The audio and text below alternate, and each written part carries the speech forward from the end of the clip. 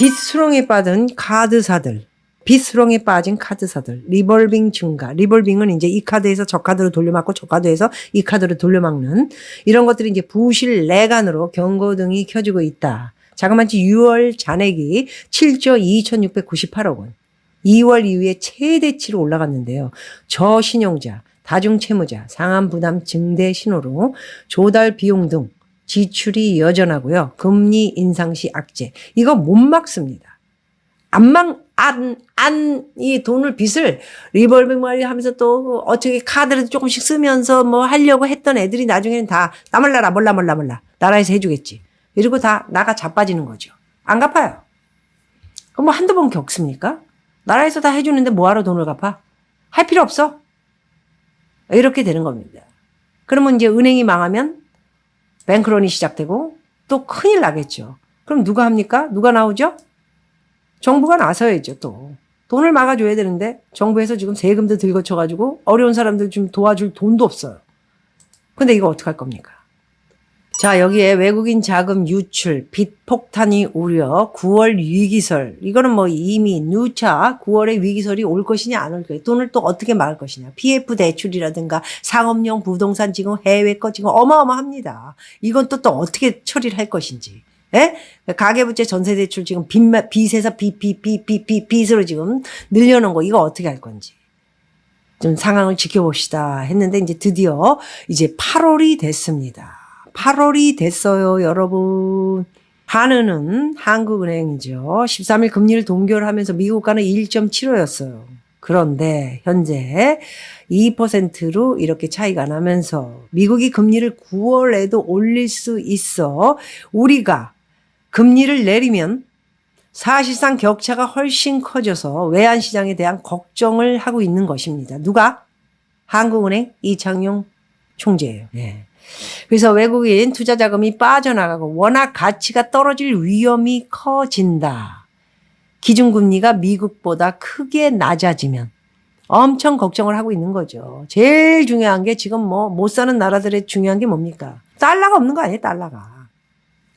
지금 폭탄이 어디서 날라면 미국은 지금 굉장히 경제가 그래도 견고하고요. 물론 여러 가지 문제점이 있고 빚 문제, 국채 문제 뭐 여러 가지가 있지만은 개인들에 대한 자산. 그래서 개인들의 빚, 소위 말해서 빚이라면 뭐 미국은 뭐 카드 아니면 이제 집 아닙니까? 집에 대한 빚이 사실 이자가 낮기 때문에 그렇게 크게 없어요. 그래서 지금 견고하게 지금 버티고 있는 거라고요. 2008년 리먼 브라더스 사태처럼 부동산 빚이 엄청나게 많은데 이자가 올라가면서 변동금리였으면 우리나라 지금 변동금리인데 지금 다 틀어막고 있잖아요. 미국이 그랬다면 벌써 날아갔어요. 그런데 지금 미국은 당시에 2008년도에 경험이 있었기 때문에 지금은 전부 고정금리로 때려놓고 2% 정도의 이자에 이걸 내고 있다 보니까 전부 렌트 사는 인간들이 2% 이자만 내고 집을 가지고 있으면 그것처럼 좋은 게 어디 있어요. 굉장히 안정적인 거예요. 굉장히 안정적인 거라고. 이게 단 하나 나라가 지금 빚더미에 앉아 있어가지고 이게 문제고 지금 인플레이션, 유가 문제라든가 여러 가지 지금 뭐 인건비, 예, 고용시장이 뭐 좋다 많다 뭐 그런 게 문제가 아니고 이런 것들 때문에 미국 자체는 지금 네 개인적인 가정의 집에 대한 뭐 빚이라든가 이런 거는 굉장히 견고하고 괜찮은데 기업이라든가 이런 뭐 돈을 풀어서 이루어진 이런 문제들이 지금 커다랗게 이루어져 있기 때문에 이게 문제인 겁니다. 우리나라 이거하고 정반대죠. 지금 변동금리로 70%. 말은 70%인데 모르죠. 변동금리 70%. 어마어마한 겁니다. 여태까지 안 터지고 있는 것만 해도 윤석열 정권이 잘하고 있는 건가요? 칭찬해 줘야 될지 잘 모르겠습니다. 다행히 현재까지는 금리 역전이 심각한 악재로 작용하지는 않았다. 5월 1340원대까지 떨어졌던 원화 가치는 현재 1270원에서 80원. 오늘 1295원까지 지금 가고 있죠. 1300원 오늘 훌쩍 넘지 않을까 합니다.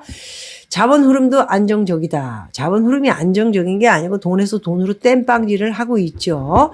한미 격차가 지금 2%로 나고 있는데 과거 한 번도 경험한 적이 없는 단계에 특히 한은이 반년 가까이 기준금리를 3.50으로 묶어둔 사이 대출 규모와 연체율이 빠르게 늘면서 빅폭탄에 대한 우려가 점점점 커지고 있다. 걱정스럽죠.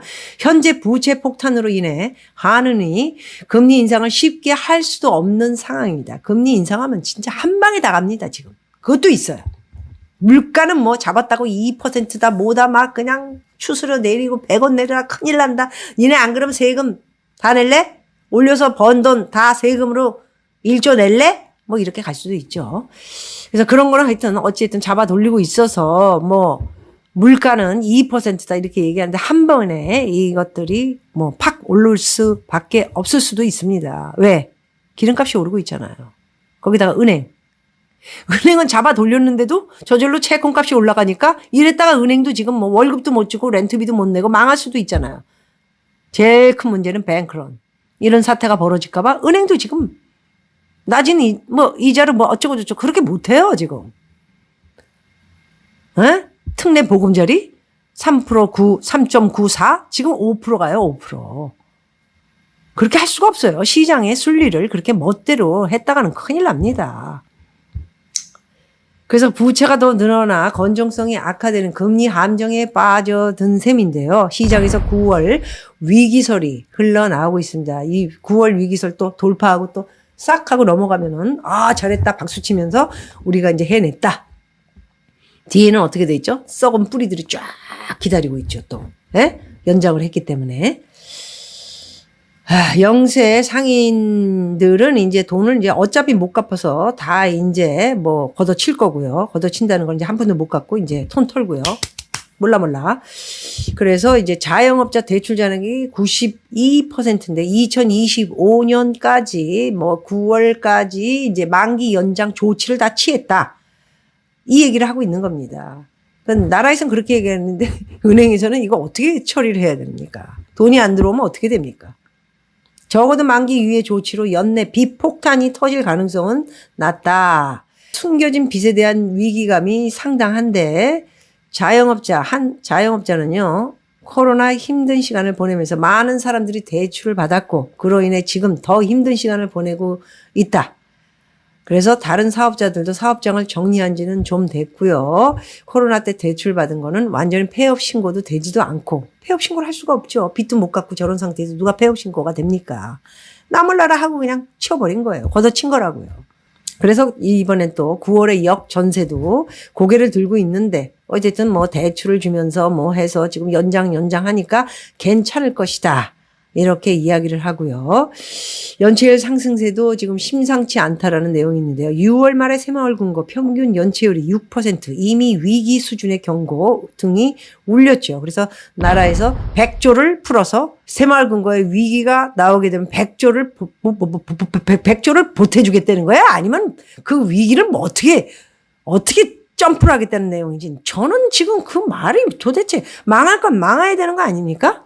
다른 은행까지 이제 연쇄 뱅크런이 밀려오면 한 방에 훅 갈 수 있기 때문에 참 고민도 많을 겁니다. 거기에는 이제 저축은행 연체율도 말도 못하게 2.5에서 갑자기 1분기 5.1로 확 올라가는데 통계가 5.1이면 지금 뭐 거의 7% 연체율이 급증할 수도 있고요. 거기다가 증권회사들 지금 해외 사업용 뭐 부동산 투자해가지고 다 망했죠 지금. 다 망했어요. 그래서 16%의 연체율.